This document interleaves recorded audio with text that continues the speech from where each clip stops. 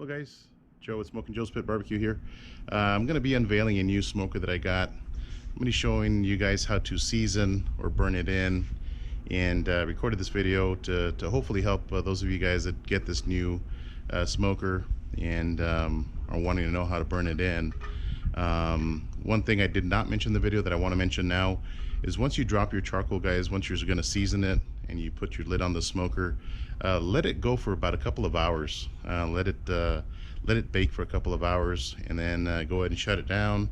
Let your charcoal turn off, and or you can actually cook on it at that point, because that charcoal will last you quite a bit. So hope you guys enjoy this video, guys. Thanks for watching. Hello guys, Joe with Smokin Joe's Pit Barbecue. Got an unveiling to do today, and I want to show you guys my new toy, if you will. And I actually need to come up with a name for it as well.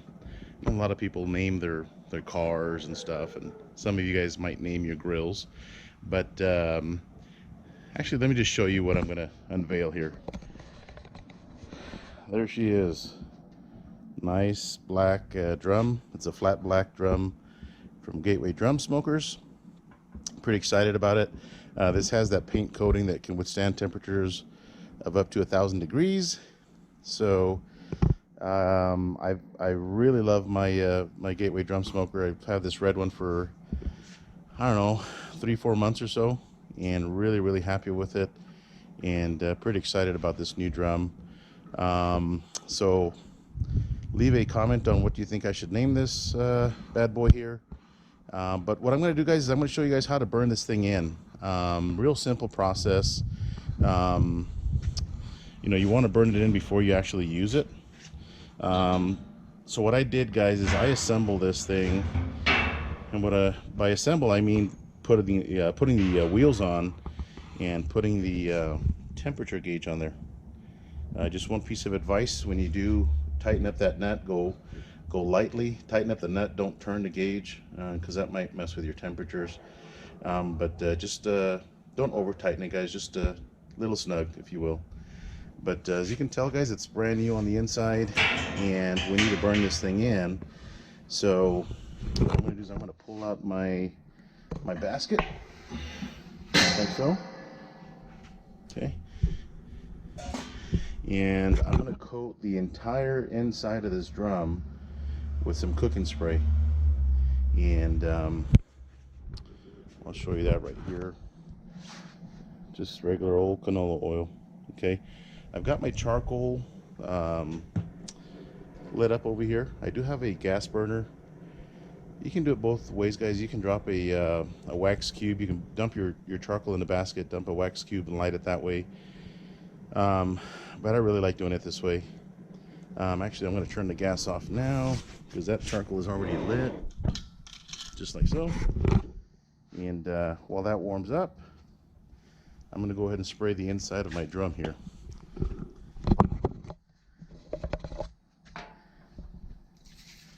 So just give it a good coating, guys.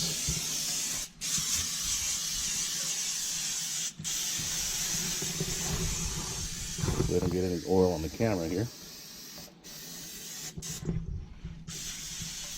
So the reason why you want to burn this thing in, guys, is because, you know, it's got the factory oil, and just like a cast iron skillet, you have to burn them in. And it's a real simple process, guys, and it's just getting the metal nice and hot. And just like pores on your skin, the metal, once it heats up, it starts to expand, and the pores, if you will, open up, allowing the oil to somewhat get absorbed or get baked on, and that helps season the drum. So I've got I'm still going to do the bottom side of my lid, but at this point I'm going to put my basket back in, just like so. Actually, I'm going to go ahead and spray my basket as well.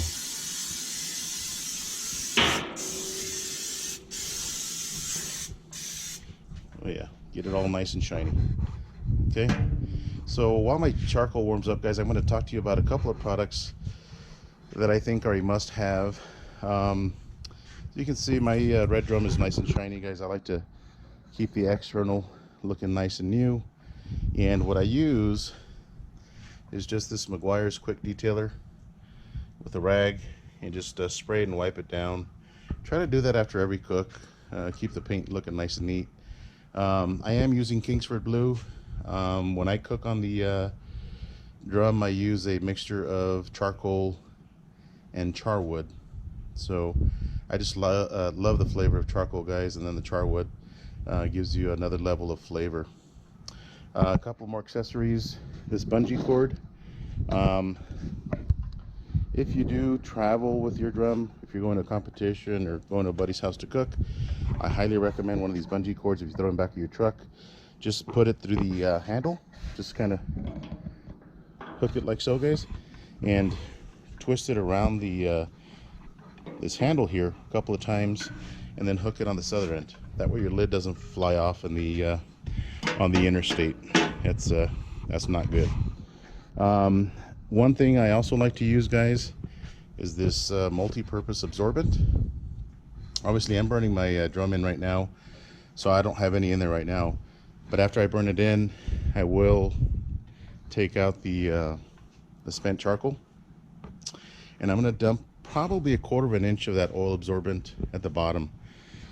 And the reason I do that, guys, is if you do have a grease that falls on the bottom, you don't want a grease fire, because obviously that's going to burn your food, and you don't want that. So I picked up this bag at O'Reilly Auto Parts. They do have a smaller bag, but quite honestly, guys, you're spending a couple bucks more. They got me the big old 40-pound bag, and that'll last me a long time. Again, you just need a 1/4 of an inch or so on the bottom just to absorb any grease and to prevent any grease fires. So that's what I use as well. Okay, you're definitely going to need a glove, a hot glove, if you will. I've had this one for a while, guys. You can tell my dog chewed the fingertip off. But what I did yesterday when I was at Lowe's buying some charcoal, which, by the way, it is Sunday, September the 2nd, and they still have their charcoal on sale. You get 2 of those big bags for like $9.88 or something like that, so pretty good deal. And I found these gloves, these really long leather gloves. You can tell they're quite a bit longer than my hot glove. So I picked those up, guys, and you're definitely gonna need those, because you don't want to burn your arms with the charcoal. Anytime that you're opening that lid, you need something to protect your arms and your forearms. So, guys, that charcoal is about ready. I'm gonna put my new long leather gloves on, and go ahead and pick up this basket, and it's lit, guys. It's good. You don't need to fill up the entire charcoal basket, guys. I'm using just one full basket here. And what I like about this is Char Griller makes this. It has a handle, so what I do is I lay it just on the top like this, and you pull this, and it drops the charcoal. There you go. See what I mean about needing a glove? So that really protected my forearm. You know, the charcoal's nice and spread out there on the bottom, guys, and I don't need to leave the vents open. I mean, since my charcoal is already lit, I can go ahead and close this lid. So I'm gonna put my grate in there, let that burn in as well. Matter of fact, I'm just gonna spray that down as well. I washed it, guys, with soap and water, the grate. So just like that. Then my lid, I'm gonna spray some on that as well. See if I can do this with one hand. Oh yeah. Let's get a nice coating on there, guys.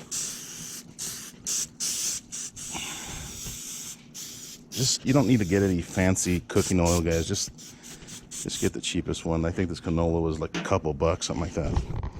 So at this point, guys, I'm just gonna shut my intake tubes down. probably leave it a quarter of the way open. I know that'll usually get me about 300 degrees. That's where you want it. Guys, I always cook with my exhaust completely open. I never choke that down. There's no need to. You can control your temperature with your intake tubes at all times. So, guys, hope you guys like this video. I really love my gateway drum. I think I said that already early in this video. But, you know, I've got other smokers. In fact, I got another unveiling to do probably next week about a really nice offset smoker. I'm not gonna give it away, but I'll give you a teaser, if you will. But I think nothing cooks like these drums.